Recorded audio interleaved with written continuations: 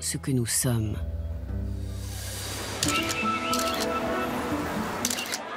Photographie, photographie. Les photos de Jeannette Grégory sont magiques et hors du temps. Elles offrent un regard différent sur les familles roms et tziganes. Et elles ont permis à la Française de décrocher le titre de photographe internationale de l'année 2017. Des regards d'enfants heureux dans un décor de caravane. Ce sont des instants privilégiés que la photographe française Jeannette Grégory a su capter. Digne, fière et libre, c'est ainsi qu'elle montre les tziganes et les roms qui jusqu'aujourd'hui doivent lutter contre de forts préjugés.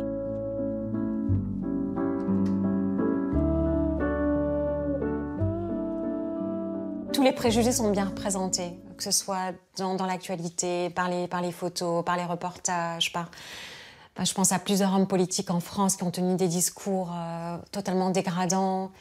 Donc j'avais vraiment envie de montrer quelque chose de différent, voilà. Depuis 2010, cette pensée ne l'a pas quittée. À cette époque, le président Nicolas Sarkozy avait renvoyé des milliers de Roms dans leur pays de naissance, malgré les critiques de l'Union européenne. Bien sûr, il y a des problèmes de criminalité et de pauvreté, dit Jeannette Grégory. Mais elle souhaite mettre à l'honneur des familles comme celle-ci, qui vivent leur culture avec une grande dignité. Son projet photographique est devenu un engagement social. En 2017, elle a remporté le prix Haïpoti, notamment pour cette photo, celle d'une petite fille dont la mère vient juste de mourir. C'est un hommage qu'elle rend à sa mère, en regardant vers le ciel. Je trouvais que lorsqu'elle était rentrée dans sa caravane, qu'il y avait le reflet du coucher de soleil, on sentait vraiment un peu tout, j'ai envie de dire, toute son histoire, quoi, qui transparaissait au travers d'une image. Jeannette Grégory a gardé le contact avec Janissa et a continué de la prendre en photo. Aujourd'hui, elle va bien. Jeannette Grégory a entamé ce projet à long terme en 2009 dans le Polygone, une colonie de regroupement de Roms à la périphérie de Strasbourg. Quand j'allais sur le terrain, je trouvais que c'était il y avait une vraie poésie sur ce terrain, avec tous ces arbres, les cerisiers, les noyers, quand on voit leurs petits abris de jardin.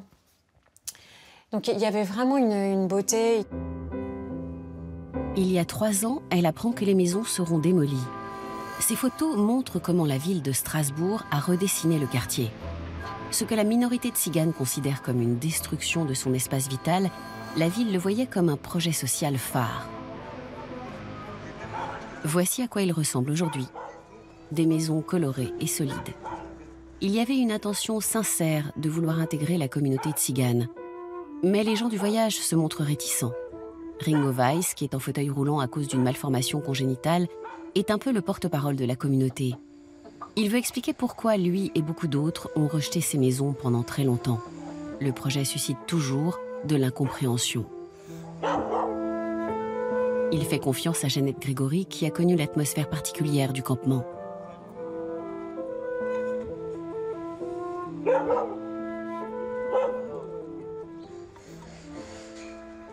Vu que là où on habitait avant, on avait nos repères, la maison, il y avait une chaleur, vu qu'on l'a construit nous-mêmes. Puisque cette maison, pour moi, elle est froide. Les Sinti, un peuple nomade dans des maisons en dur. Aujourd'hui encore, comme Ringo, ils ne s'y sont pas vraiment habitués. Les caravanes, témoins du passé, se retrouvent à côté des maisons, comme chez les Français et les Allemands. Elles sont un symbole de leur culture, une vie libre et sans attache. Chez eux, les enfants sont rois. On se retrouve toujours ensemble à l'extérieur. Ce sont les vieux arbres qui lui manquent le plus. Quand je regarde maintenant à la télé et que je vois maintenant quelque chose qui est dans la nature, des choses comme ça, c'est que je suis un peu gêné pour le dire, mais j'ai parfois des larmes qui viennent. Ça me manque. Ringo Weiss préfère être pris en photo dehors, dans le jardin de sa mère. Pour Jeannette, c'est impressionnant de voir comment tous deux s'investissent pour perpétuer leur culture. Naturellement, beaucoup de leurs voisins vont au travail depuis longtemps et ils envoient les enfants à l'école. Donc nécessairement, il va y avoir un pas vers la sédentarisation, vers la normalisation, vers l'intégration. Mais je dirais que l'âme tzigane, elle va toujours rester là, le respect des anciens, les vraies traditions, ils peuvent quand même les garder, même en s'insérant complètement dans la société. Avec ses photos, Jeannette Grégory réussit à saisir de manière impressionnante le charme de la culture tzigane et rome.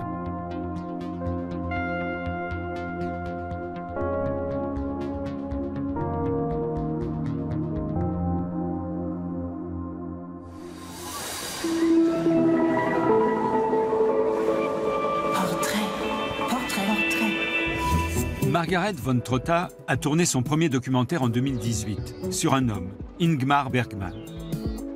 Mais cette cinéaste est la spécialiste des films de femmes.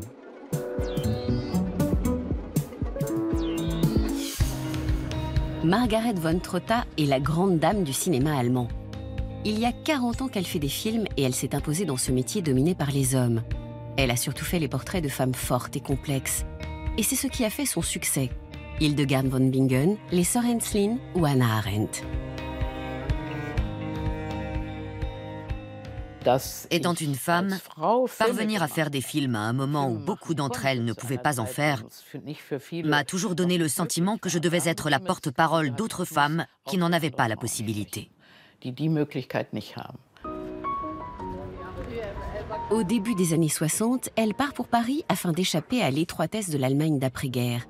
Et elle y découvre sa passion pour le cinéma. Elle voit le 7e saut d'Ingmar Bergman. Et pour cette jeune fille d'à peine 20 ans, c'est une expérience clé. C'est la première fois qu'elle voit un film d'auteur.